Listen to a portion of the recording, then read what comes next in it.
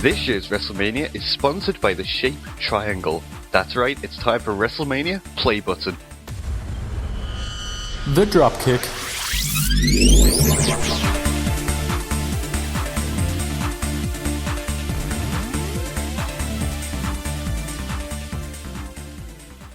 It's time for WrestleMania Play Button. I'm Matthew Kershaw, joined by Carl Schumann. Yes, you are.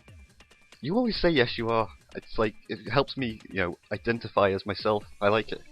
But I thought you liked to identify as other things. That too, I am an attack helicopter, but that's for a different conversation. We're here to talk about the WrestleMania Play Button pre-show. We're going to go over the feuds going into the matches that cover an entire year. So from last WrestleMania, WrestleMania 30, all the way up to now. It should be... Would you say you're a WrestleManiac? You should just kill yourself. I am actually an Axel maniac. But we'll get into that. So, I'll shoot myself now, hold on. This is going to be a 6-hour event that's going to be torturous, and I want to end my life. Not this podcast. This podcast will be 6 hours. We're going to spend an hour on each show. But, oh god. 9 hours later. Yeah. Shall we begin with the Fatal 4 Tag Team match for the WWE Tag Team Championship? Sure, let's begin there. Matthew. Well, this is on the pre-show. The champions Tyson Kidd and Cesaro with Natalya are facing Los Matadores, Diego and Fernando with El Torito, The New Day, Big E and Kofi Kingston with Xavier Woods, and the Usos, Jimmy and Jey Uso with Naomi. What a clusterfuck. So is Xavier Woods not part of the New Day? He is, but I don't know. Well, or is it because it's like tag team, isn't it? So yeah, it's 2 on 2 on 2 on 2, which is dumb, but yeah. So how do you feel about it? I think it's dumb. What do you want to get from this amazing pre-show? This pre-show, well, spoilers. The Andre the Giant Memorial Battle Royal has been also relegated to the pre-show. So this pre-show is going to be torturous, and it's an hour long. The pre-show is going to be longer than the actual event. Yeah, but Tyson Kidd and Cesaro, who are the champs, defeated the Usos at Fastlane. That's about all that's happened. Since then, they've just been kind of feuding with the other tag teams, like the New Day and then Los Matadores for some reason. Yeah, I don't know that I've ever seen Los Matadores wrestle. Yeah, they're kind of on SmackDown. That's about it. Oh right, they're one of them wrestlers. Yeah. You may remember that Cesaro at last year's WrestleMania won the inaugural Andre the Giant Memorial Battle Royal and was super over with the crowd. But Vince McMahon thinks he doesn't connect with the fans, so he's been thrown into the dying tag team division. The Usos, who held the tag titles for the most of 2014, are both Samoan. That's all that's about them. And the New Day are a group of jolly black men that like to have fun, duck, and jive. Nice. That sums up the New Day. I think it's really racist, but Vince McMahon likes it, apparently. Well, I don't want to say anything on the matter, because I feel like whatever I say will be bad. It's alright, the internet said more than enough about the New Day. Oh, I'm sure. Come on, predictions, who's going to win this important match on the pre-show? Probably the Usos. They can't lose like twice, can they? They've lost a couple times. I think... Since losing to Kidd and Cesaro? No. The Usos are the Samoan Cenas. They never lose, and if they do lose, it's a dusty finish where it's like, oh, of course they low-blowed them or they rolled them up while they were distracted. Yeah. Well, I reckon it'll be them. And I reckon this match will rate like 1 out of 5 on our amazing scale. Yep, I reckon Tyson Kidd and Cesaro will probably hold the titles, but who the fuck knows with Vince McMahon booking this shit. Yeah, I think you're being overly optimistic there. They're the ones who I want to win. Just say that. Yeah, I do too, but... Right. Let's move on to the second part of the pre-show, which is the second annual Andre the Giant Memorial Battle Royal, which was only just announced that it was relegated, can't talk apparently, to the pre-show a day or two ago. I think it was like Thursday they announced it. So what is this event then? Because haven't they got like 3 hours of wrestling to fill that isn't in the pre-show? 4 hours. Fuck. There's not that many matches on this list you've given me. Yeah, last year they had a battle royal to honor Andre the Giant for some reason, with 30 people in there for 30 years of WrestleMania, and they decided to bring it back, and it's essentially the jobber battle royal with people they have no plans with. They just throw them into a ring and then see what happens. Yep, looks like. Do we want to run down this list of people then? Take alternate names. You do one, I do one. Sure. Right, we got The Miz, Curtis Axel, Ryback, Fandango, Adam Rose, Zack Ryder, woo woo woo, Jack Swagger, Titus O'Neil, and Darren Young, the primetime players who reformed to defeat the Ascension and give them their first loss, and now they're stuck in the fucking Battle Royal pre-show. Big Show, and Kane, two fan favorites, obviously. Eric Rowan, Damien Mizdow, Sin Cara. What the fuck? Did you know that Sin Cara is Spanish for botches? Goldust, Heath Slater, fuck.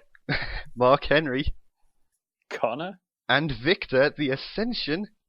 Oh right, shit! I didn't know who they were. I thought you just made them up. No, Connor and Victor are the Ascension. And Hideo Itami. That's right, Hideo Itami won the NXT WrestleMania Access Tournament, which surprised me because I was pretty sure Adrian Neville was going to win it, or Finn Balor. Yeah, that's cool though. Yeah, it diversified a little bit. I think it's pretty cool. I'm pretty sure that Hideo Itami is the only Asian person in WWE right now. Yeah, probably. Like, considering he was Kenta before moving to WWE, and he was like one of the best wrestlers in Japan, and now he's in America, and everyone's like, oh, he's clearly not ready to be anywhere other than NXT. Kind of sucks. I wonder if they're just putting him in this to maybe get some Japanese audience on WrestleMania. I don't know. Possibly. Either way, let's talk about some of the important people in this match. So, how has Sin Cara got there? When Itami had to win a thing to get there? Because Sin Cara is technically on the main roster, but really? he was in NXT with Kalisto. Yeah, I don't know. Sin Cara's weird. He's shit. He didn't even fucking want to be there. Yep. Painful. Goldust Kalisto in there. He'll do some dragon shit. Yep. Goldust is in the match because him and Stardust, their feud kind of just ended at Fastlane because the crowd were shit and they were booing them and chanting, "This is boring." It was. It wasn't. It wasn't. The crowd were just shit. Fucking boring. Miz and Mizdow are in there. It looks like their storyline's going to end. Hopefully. I mean, I thought it would end at the Royal Rumble, but they've been teasing it more and more since then. Mizdow's actually a really strong contender to win this thing. Really? Yeah. Everybody loves Mizdow. Yeah, I guess. He just seems so nondescript, when taken apart from The Miz. I guess I'm worried that after he leaves The Miz, he'll just go back to being a nobody. Yeah, that's what I would imagine. Who else? Curtis Axel, #AxelMania. He's still in the fuck, I can't talk today. Why are we doing this? Why are we doing a podcast when you can't do words? I can't make the noise out my mouth. Curtis Axel, he's head of #AxelMania. He's now in the Battle Royal, where he plans to use his skills of never being eliminated to win. So what you gonna do, brother, when Axelmania runs wild on you, Jack? So is he just a weird cross between Jack Swagger and Daniel Bryan? Not at all. He's the son. But he looks like cheap Daniel Bryan. He's not. He's the son of Kurt Hennig, who's Mr. Perfect. He looks like a redneck. Nothing perfect about rednecks. I don't mean to blow your mind here, but he's doing meth in the backstage. He can't win this thing. Yeah, but he's in there. He's probably not going to win, but it'd be great if he did. Considering he was never eliminated from the Royal Rumble and he's still technically in there. I was going to say, he was here to do a punch down on the ramp on the way into the Rumble. Yeah, he was the one who was knocked down by Eric Rowan. Nice. And since then, they've made a storyline of him saying that he's still in the Royal Rumble. Yeah. Weird. Sheamus may return this, and he'll probably win if he does, because Vince has a hard-on for him. Don't we all? No. Who do you think's winning this? Do you think Sheamus? Oh, who do I think or who do I want? Who do you think or want? Either. If Sheamus comes back, then based off what you've said, then probably him. But of course, I wanted Tommy to win. Yeah, I think Sheamus will win if he returns. If not, it'll probably go to Mizdow. But I would like to see a Tommy win. Apparently, when he won the Access tournament, he was like crying, and he put it into the WrestleMania sign, even though it wasn't an actual WrestleMania sign. It was just like a printout on a wall of the WrestleMania sign. Is that going to be on the network? Maybe. I think there were cameras there, but it was kind of just they have an event called WrestleMania Access like a week before WrestleMania, and it's kind of just live for the people there in the town, so it may just be for them. Yeah, that'd be a bummer. Right. But that was all in the pre-show, so who cares about that? It's time to move on to 10 minutes in. It's time to move on to the great actual show. Kicking things off with the ladder match for the WWE Intercontinental Championship.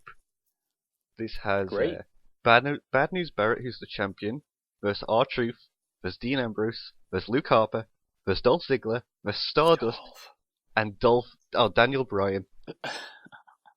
This seems really weird. Why is Daniel Bryan in there? Because this is the Roman Reigns has to have his WrestleMania moment. Let's take everybody with talent and throw them in this shitty ladder match. Isn't the Intercontinental like mid-card? Yes, it goes WWE World Heavyweight as the main title, and then the US and the Intercontinental as the mid-card titles, with the Intercontinental having slightly more prestige than the US title. Right. But when we talk about prestige, they keep, referencing, saying, "Oh, the IC title is like lost value in the fans' eyes. We're going to bring it more prestige and have great matches." How do they do that? They have the champion Barrett go on a losing streak to everybody in this match, and then they play keep away with his title. Yeah. Barrett won the championship. Barrett was the champion. Got an injury from Jack Swagger and had to vacate the title. A bunch of stuff happened, like Dolph Ziggler was the champ at one point, then The Miz kind of just went back and forth, and then when Bad News Barrett came back from injury, he won it from Dolph Ziggler. How long ago was this? It was maybe... Roughly. It was whenever the Authority came back, so around TLC. Right.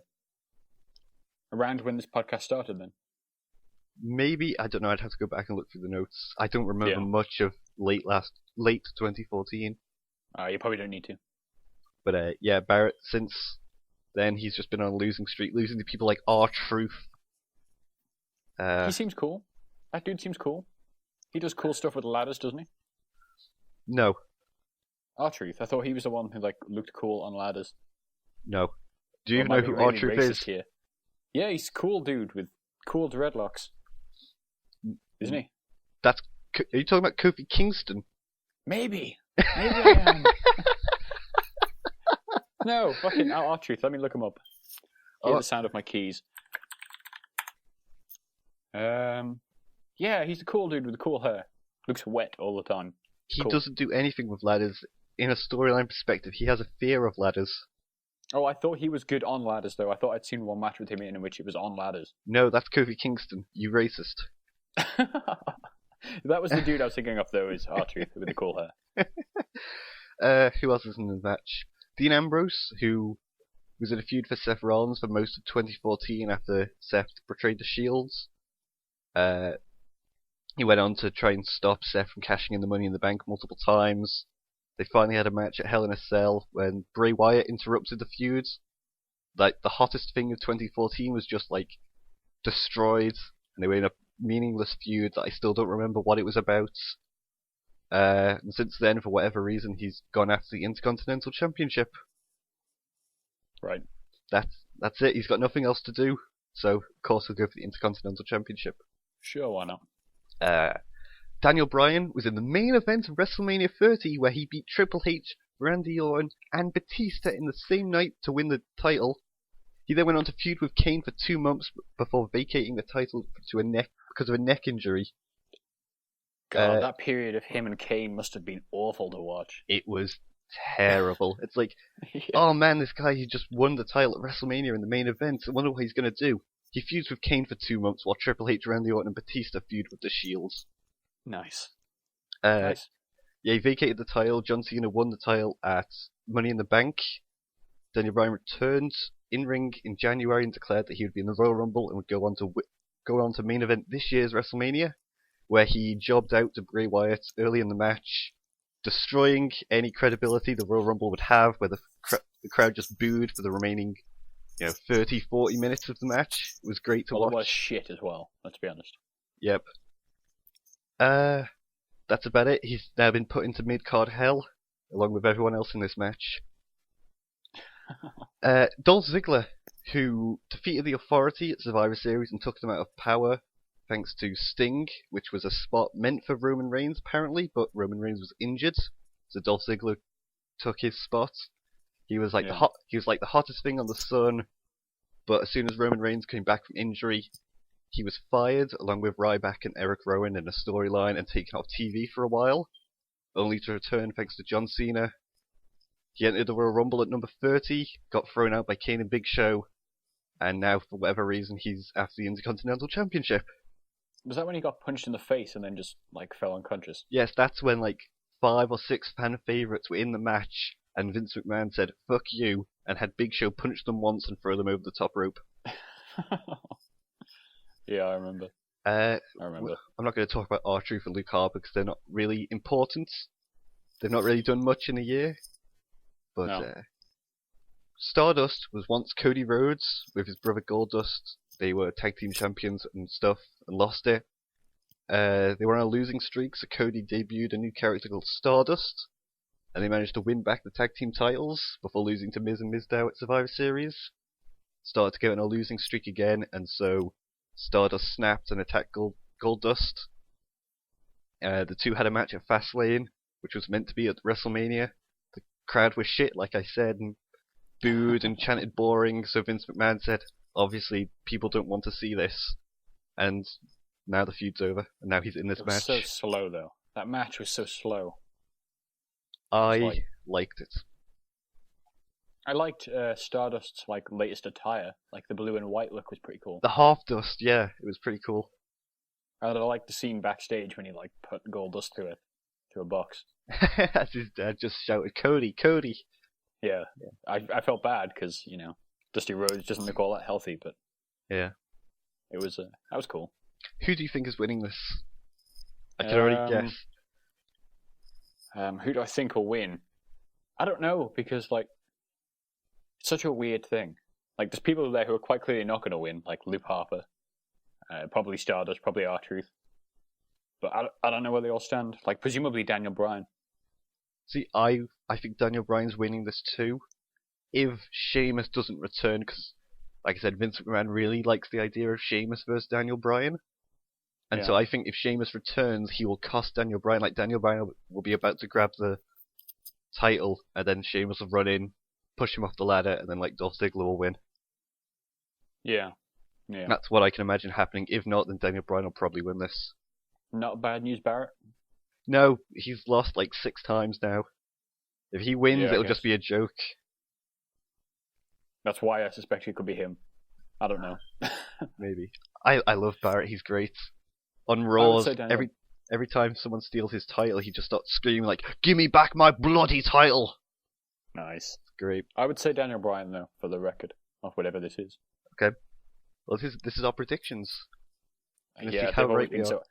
We're normally pretty accurate, aren't we? Which isn't hard. Maybe. I'm actually accurate with my ratings of the matches. I was surprised. I'm accurate in my own mind. That the NXT Divas get 5 and everyone else gets 2. Yep. Should we move on? Yes, let's. We've got a great singles match between Randy Orton and Seth Rollins with J&J Security. No, we have to talk about this. Seth Rollins, yes, I'll try and blitz through it. Seth Rollins betrayed the Shield after Payback and joined the Authority. He said that he did this because the Shield weren't his brothers, he was just using them to get to the top. He went on to win the Money in the Bank contract during a feud with Dean Ambrose, where they eventually had a match in Hell in a Cell. course, that ended with Bray Wyatt. He's gone on to feud with Cena, and just got buried by Cena, but managed to recover from that. He curb stomped Randy Orton's head through cinder blocks, and Cool. took him off TV for a few months. Then Was that when he was he filming or something? I think he was filming a movie, yeah. Yeah. But after that, he went on to feud with John Cena towards the end of December, and then eventually he was in a WWE World Heavyweight Championship match with John Cena and Brock Lesnar. He lost it, but that's insane that Seth Rollins was in a match with those two. Yeah, was that the really cool triple threat? Yeah, it was a great match. It was awesome. But on the other hand, Randy Orton, like I said, he was curb stomped by Seth Rollins for reasons I don't remember. Like, I know why he was taken off TV to film a movie, but I don't remember the storyline reason. Yeah. So then him and Rollins kind of had a little fight. The Authority put them in a match together, which Rollins won. Then he was curb stomped. Orton was off TV until he returned at Fastlane, when he attacked the Authority. And then the next night on Raw, he was like, "Oh, no, don't worry, Authority, I'm still on your side." I was going to say, wasn't he part of them? Yeah. Yeah. But weird. he was on their side for like 2 weeks, and then he finally snapped and attacked Seth Rollins and said that he was only pretending to be part of the Authority again to get close to him.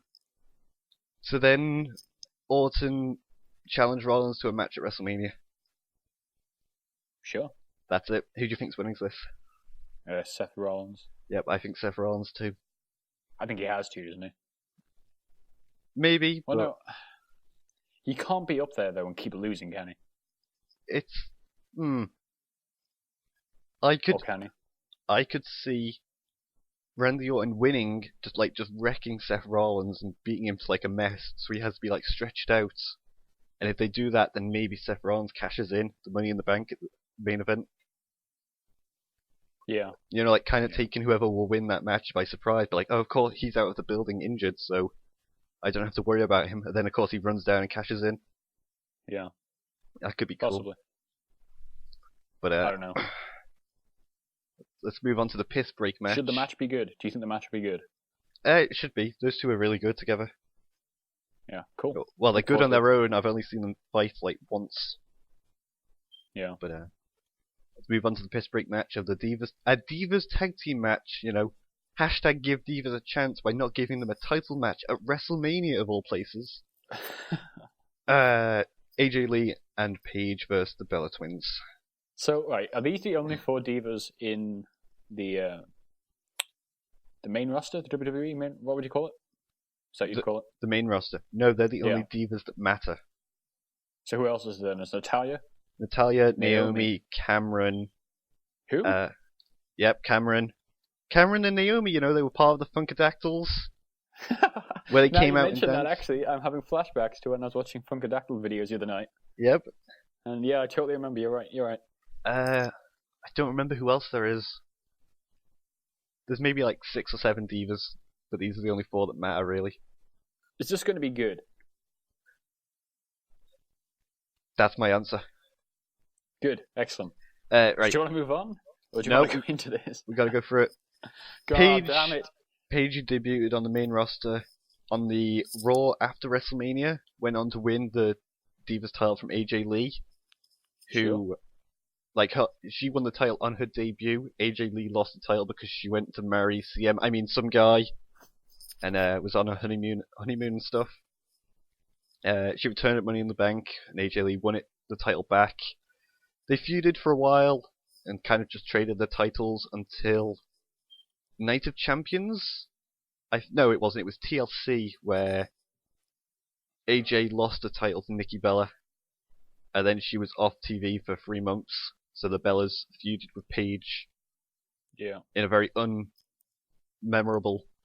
I don't remember. I remember once the Bellas stole her clothes and she had to wrestle in a fairy outfit. Yes, that's all I remember. As for the Bellas, Brie Bella was involved in Daniel Bryan's story after WrestleMania 30, and she went on to feud with Stephanie McMahon, who then quit the WWE because reasons, I guess. Her sister Nikki Bella was punished by Stephanie, putting her in handicap matches and stuff, trying to make her life a living hell. So then Brie returns at SummerSlam to face Stephanie McMahon in a match, but Nikki turned on Brie, and then those two feuded for a while because Nikki wished Brie died in the womb. Oh yes, I remember that. That's Amazing an exact line. quote.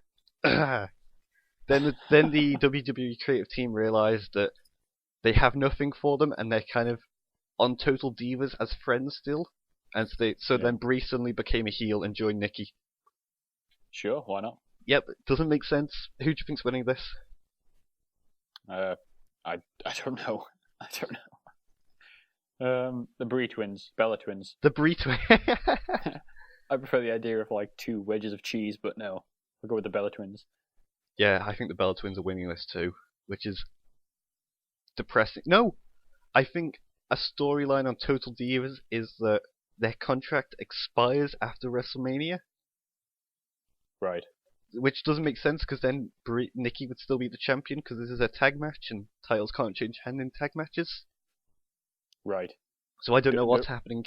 Is Total Divas meant to be hemmed up reality or?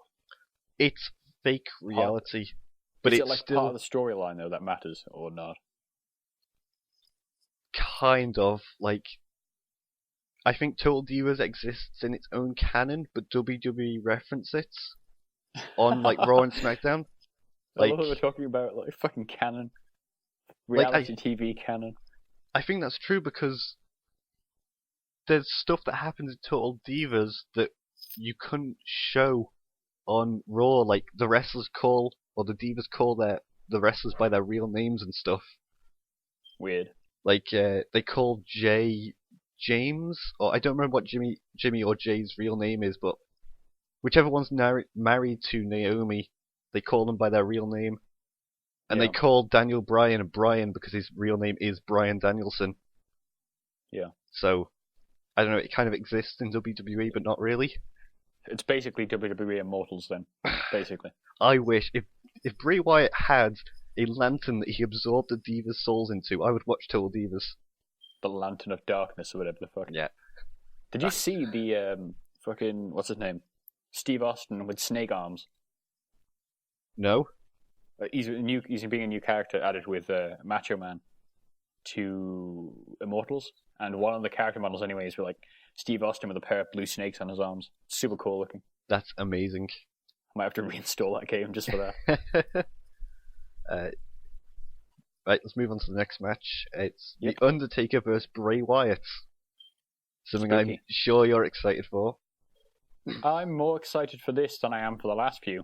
Put it that way. Right, last year the Undertaker lost to Brock Lesnar, ending the undefeated streak at WrestleMania at 21-1 after he suffered a concussion early in the match and took 3 F5s. Vince McMahon has gone out to say that it was his decision to have Lesnar break the streak, but the Undertaker was shocked but accepted it because he's really great and doesn't care about any of that political bullshit backstage. He was like, okay, Vince McMahon wants me to lose, I'll do it. Yeah. Also, he can barely walk, so come on, what's he going to do? I guess everybody thought that was the end of The Undertaker and we'd never see him ever again until he gets inducted into the Hall of Fame.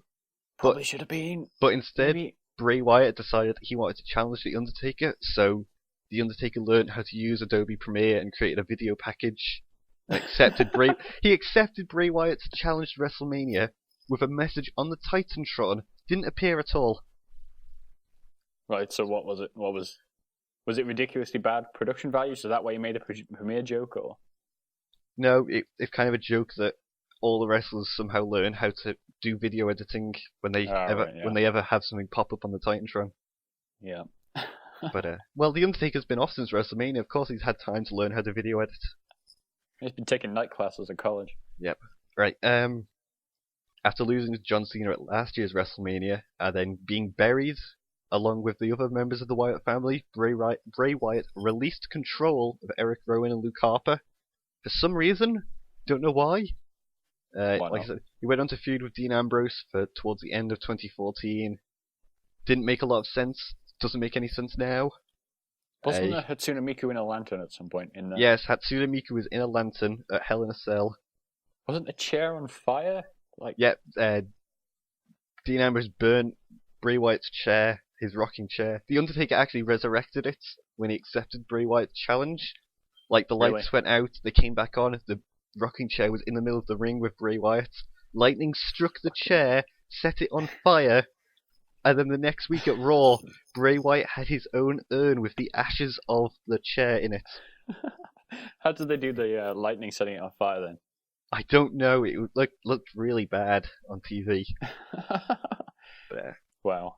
yeah, Bray Wyatt, for some reason, was super strong in the Royal Rumble, eliminating like 6 people and lasting until the very end. He was eliminated, and then suddenly he wanted to become the new face of Fear and challenge The Undertaker to a match. Probably should be. He's really cool. He does weird things. Whatever you say. Who do you think's winning this? Bray Wyatt. Yep. I think it'd be really dumb to have The Undertaker come back when he's already lost at WrestleMania and then beat Bray Wyatt. Is he just like a WrestleMania attraction now? Yes, he's been like that for maybe like 2-3 years now. For the last 100 years of WrestleMania. Yep. Just be a constant attraction. Alright, do you want to head on then? Although, hang on. No, who do you think will win? Next year's WrestleMania is actually in The Undertaker's hometown, and everybody thinks that it'll be Undertaker vs Sting as like their retirement matches. Yeah, sure. So I'm not sure. I'm sure The Undertaker will be back at next year's WrestleMania, but I think he'll lose to Dean Ambrose here. Not Dean Ambrose, Bray Wyatt. Yeah, I don't know. I'd kind of love to see him lose to Dean Ambrose as well. Why not? Yeah. Dean Ambrose has not won on a pay-per-view for the last 8 pay-per-views. God damn it. Yep. He was hot shit when we were getting into wrestling again. He was. I told you, him and Seth Rollins, hottest feud of 2014, and then they shoved the brakes on it because Roman came back. Yep. Do you want to go to the next hottest feud then of our century? The feud that's been there for hundreds of years. I'm talking, of course, about America versus Russia, Rusev versus John Cena for the United States Championship. Yep. God, there's a big wall of text here. My voice is getting tired. You can't hear my eyes rolling right now. They're in the back of my head. Alright, I'll go through this quick. Rusev debuted at the Royal Rumble 2014, and since then he's gone on to squash every jobber in the WWE and feud with the Super Americans such as Big Show, Mark Henry, Jack Swagger, and Big E, who he's all defeated and remained unpinned and unsubmitted. He won the US title from Sheamus in a post-Raw match on the WWE Network only, which made no sense. God damn it, WWE, what are you doing? That's so weird. That's so specific. Yep. At this year's Royal Rumble, he ran into Super Patriot John Cena backstage, and then they've been feuding ever since. At Fastlane, Rusev beat John Cena. He made him tap out. I don't care what the records say. John Cena lost by submission. Therefore, it's a tap-out victory. Dude. Come on. Nope, he tapped out, submission victory. So then, I think it was like 2 weeks later, John Cena came out, knocked Rusev unconscious, woke him up with water, made him go unconscious again, and then Lana, Rusev's manager, accepted the challenge for WrestleMania. Weird. Super face John Cena made a Russian Bulgarian man pass out twice. It's okay because he's Russian. So yeah, and John Cena's American. Yep. As for capitalism, man. Yep. John Cena, on the other hand, of course, he buried the entire Wyatt family at last year's WrestleMania. Went on to win the WWE World Heavyweight Championship at Money in the Bank, becoming a 15-time champion. So then the Authority sent Brock Lesnar after John Cena at SummerSlam, who, of course, did the famous 16 German suplexes and destroyed him. You didn't mention Ric Flair, which is totally in your notes, because I was ramping up to shout woo, and you never did. Yeah, John Cena's a 15-time champion. Ric Flair holds the record of 16 times. Woo! There we go. Moving on. So, had to. Yeah, John Cena failed to win the championship back at Night of Champions because of Seth Rollins. So then he was involved in the Authority angle at Survivor Series, where Team John Cena beat Team Authority. He then went on to feud with Seth Rollins for a little bit and earned another WWE World Heavyweight title shot at Royal Rumble, which he lost. And then he remembered that he was a US Marine and a proud veteran, or whatever, and decided to feud with Rusev. Alright, great. And then, of course, he lost at Fastlane, and now he's got a rematch at WrestleMania. See, this match is disappointing to me, because the last one was so bad to watch. What's this going to be? I don't know. But, come on, predictions. Who's winning? John Cena. You can't lose twice. I think maybe Rusev will win by, countouts or some bullshit way, because you can't have John Cena lose clean. So if Rusev's going to win, it's going to be some bullshit like DQ or countouts. But I would like to see Rusev win, but I think John Cena's winning this. I think John Cena's going to win. I have a collection. I would love to see Rusev win. I think he's way cooler to look at, but I have a collection of Cena wins lol GIFs and images that I'm going to spam on Twitter after this match when Cena wins. Oh, great. I can't wait for that, Jim. Should we move on to WWE versus WCW? We probably should. Alright, Triple H, who lost to Vanilla Midget Daniel Bryan at last year's WrestleMania, attempted to take the title away from him, but of course Daniel Bryan managed to keep hold of the title until he eventually dropped it due to a neck injury. So he, Randy Orton, and Batista got into a feud with the Shields, where they lost, and then Seth Rollins turned on the Shield, joined the Authority. They went to have a match at Survivor Series where Triple H and the rest of the Authority would lose power of the WWE, thanks to the intervention of Sting, who appeared in WWE for the first time. And he cost them the match by distracting them. And Dolph Ziggler was able... No! Sting came down there, attacked Triple H and Seth Rollins, and then dragged Dolph Ziggler on top of him, if I remember correctly. Sounds like a mess. So then Triple H became angry at Sting, called him out at Fastlane, and Sting tried to shoot Triple H with a baseball bat, pointed to the WrestleMania sign, and that's it. So what are we looking for this match then? Sledgehammer versus baseball bat, or will they not go that hardcore? I hope they use them like lightsabers and they have a solid minute or two where they just keep swinging at each other. Every time they hit each other, the lightning strike effect happens and something gets set on fire. Oh, that would be great! I'd love to see that. But yeah. Sting has actually been on Raw twice since Fastlane. He appeared once to help Randy Orton, who was being attacked by the Authority, like Seth Rollins, Big Show, Kane, J&J Security, and even Triple H. And he managed to help Randy Orton fend them off. And then on the Go Home Raw or the last Raw of the year before WrestleMania, he came out as in the intro scene, or the first segments, and started talking about WrestleMania, and then Triple H and Stephanie McMahon came down, they had a stare off, and then Triple H left. Great.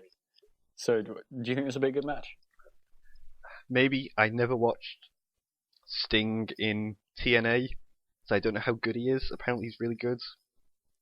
I have a load of his action figures somewhere in the attic, so he's probably great. Who do you think's winning? Sting. Yeah, I think if Triple H wins, it's just going to be terrible. I don't really care who wins, but I think Sting will win. Yeah, I don't care about this match either, but I think Sting will win. I hope they use a baseball bat, sledgehammer, because that could be cool. Yeah. I don't know how you use one against the other without it looking ridiculous. I told you, lightsaber fight. It would have to be, wouldn't it? Yep. Let's begrudgingly move on to the main event.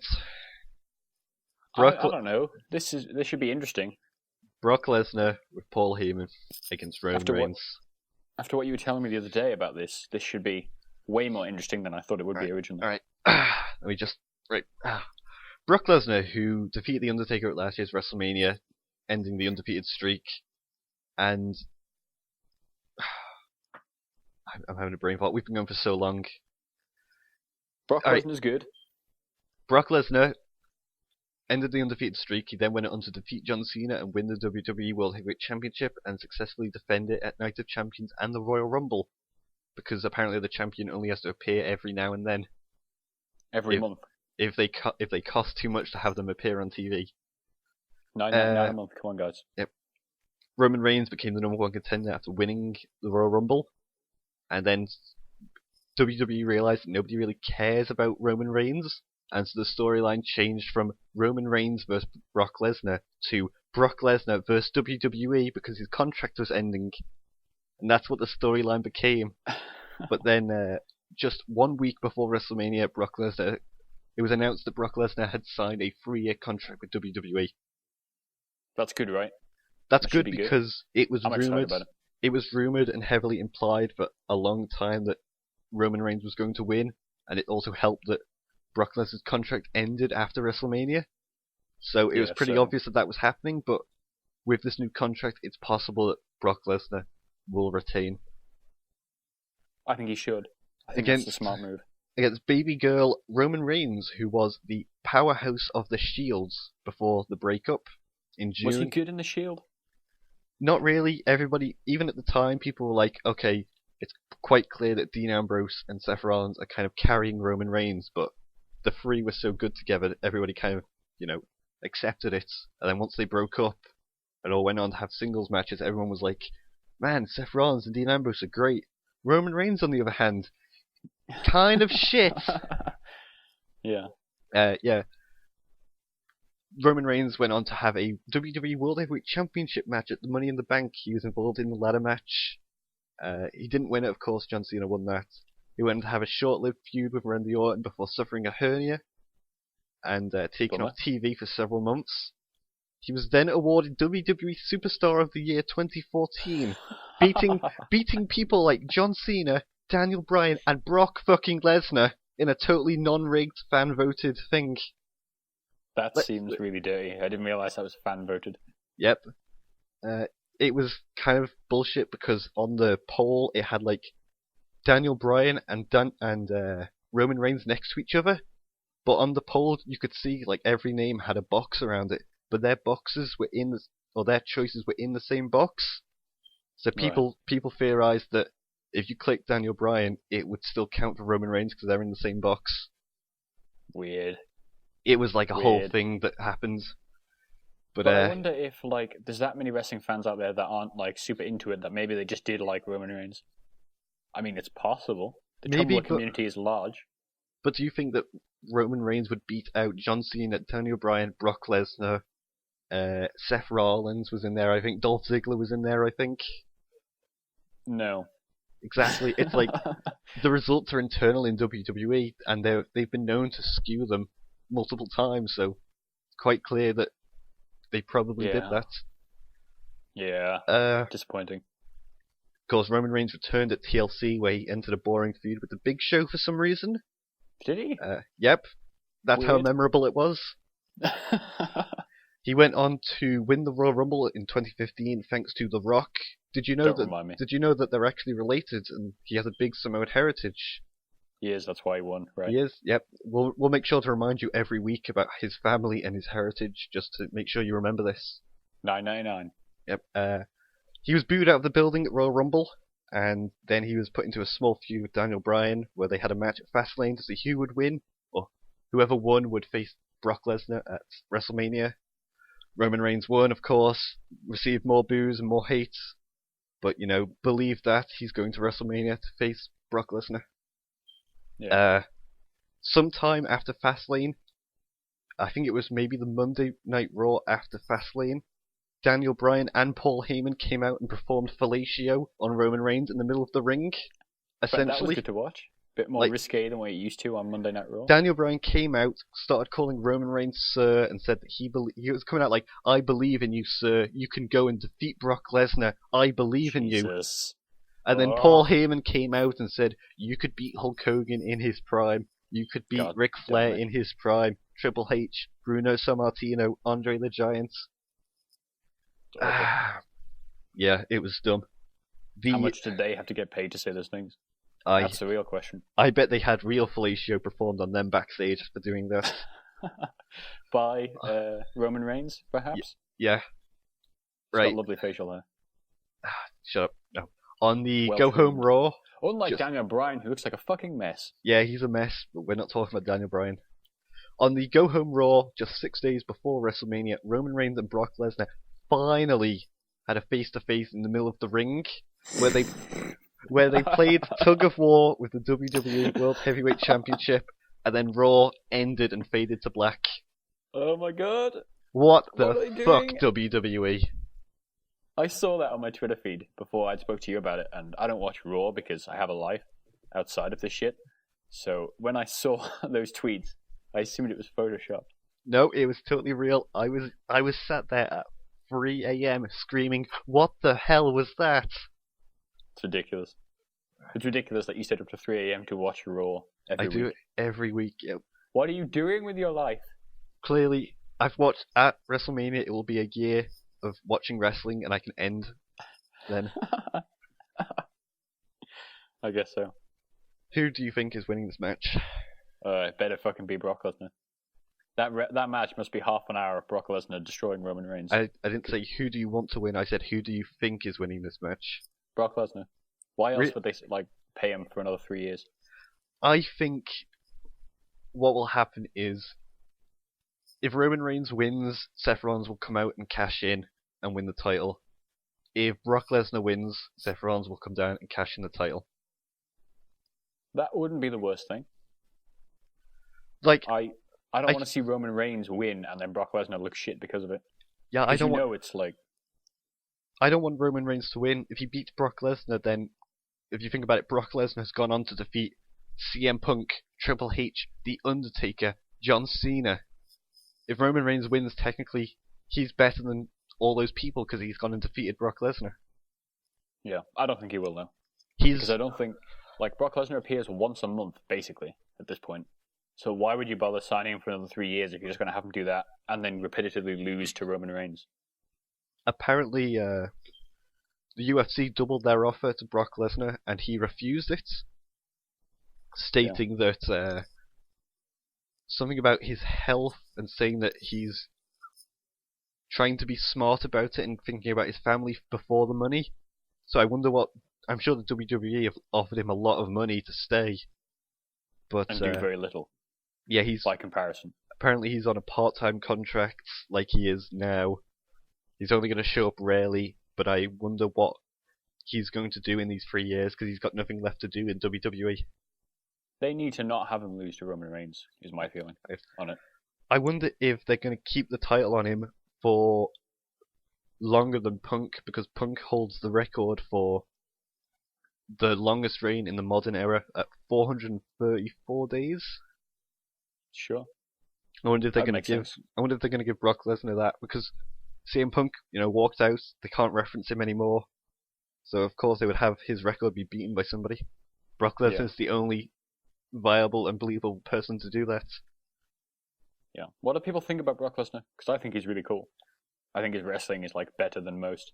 People think that he looks like a truck on legs. He is just massive, and he's because he is. He's amazing for somebody his size to be able to move that fast and just chuck people around the ring. It's incredible. Yeah. There's a reason. I hope that's what this match is him trucking Roman Reigns around the ring. And then him chucking Seth Rollins around the ring. Yeah, you'd know that's not going to happen though. Brock Lesnar will German suplex Roman Reigns a bunch, and then Roman Reigns will cock his fist, punch him, spear him, and win. Do you honestly think Roman Reigns is going to win this? I think Roman Reigns will still win this. Fuck you. If Roman Reigns wins and Seth Rollins doesn't cash in, I cannot wait for the Monday Night Raw after WrestleMania because it's known to be super smarky. The crowd just chant and rip into everybody. I don't suppose you've seen those videos on YouTube of people take all of the crowd's chants and stuff and cut them into one video for the Raw after WrestleMania. No, but I will do after this. I need to send you them. They are amazing. With the crowd chanting sexual chocolate at Mark Henry, and when Randy Orton, and they don't take any shit. There was a boring Sheamus versus Randy Orton match, and the crowd just start chanting for Michael Cole and JBL and the announcer's desk. It's incredible. I love the Raw after WrestleMania. Oh, I can't wait. I can't wait. But I can wait to see WrestleMania 31. No, WrestleMania play button. WrestleMania Windows Media Player play. Yep. Well, do you think that's us then? I think that's us. This is going to be a train wreck.